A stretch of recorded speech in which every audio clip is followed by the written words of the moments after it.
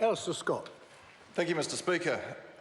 This bill, Mr Speaker, deals much with health and safety of people in the maritime industry, and I'd like to also echo the sentiments of the previous speaker in acknowledging those people in Kaikoura who are in the business of keeping us safe, safe across the community. The police, the fire service, civil defence, ambulance, NGOs, the Defence Force is down there with our allies offshore.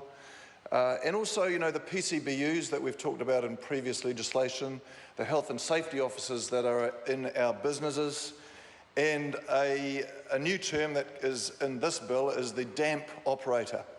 The DAMP operator is the term which relates to the Drug and Alcohol Management Plan operator. It is a very important person.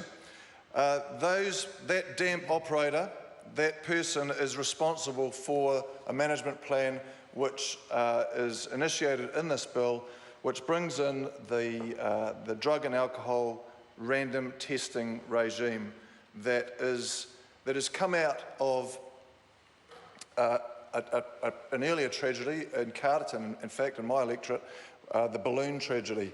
And that review has brought about some of these changes and has applied it to the Maritime Transport Amendment Bill that we're dealing with today.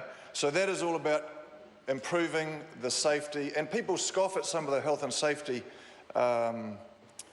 regulations that are in place or that are put in place, and I'm sure people will say this is going over the top with health and safety, but we only need to be reminded of what can happen, what could happen, because it's only things have happened in the last couple of days which demonstrates that no matter how hard we try to keep people safe, there's always going to be accidents, there's always going to be emergencies. But here, what we're trying to do here is raise the awareness of health and safety, raise the bar a little bit further in the maritime industry. The bar was raised in the health and safety law reforms earlier, as I say, with the PCBUs, giving responsibility for the health and safety of workers and employers to each other, so there's shared responsibility.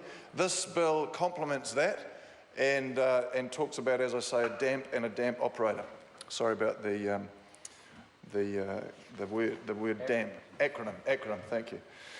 Mr Speaker, this bill also deals with a couple of other issues.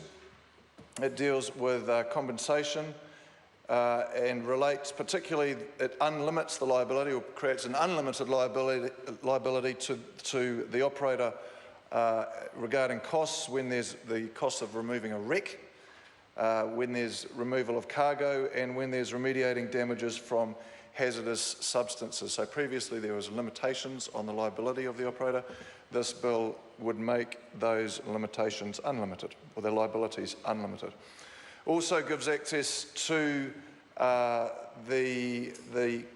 it opens up a larger fund, an insurance fund essentially, that is able to be accessed, as the Minister said, from $388 million to $1.4 billion worth of funding able to be accessed where there's an oil event in our patch.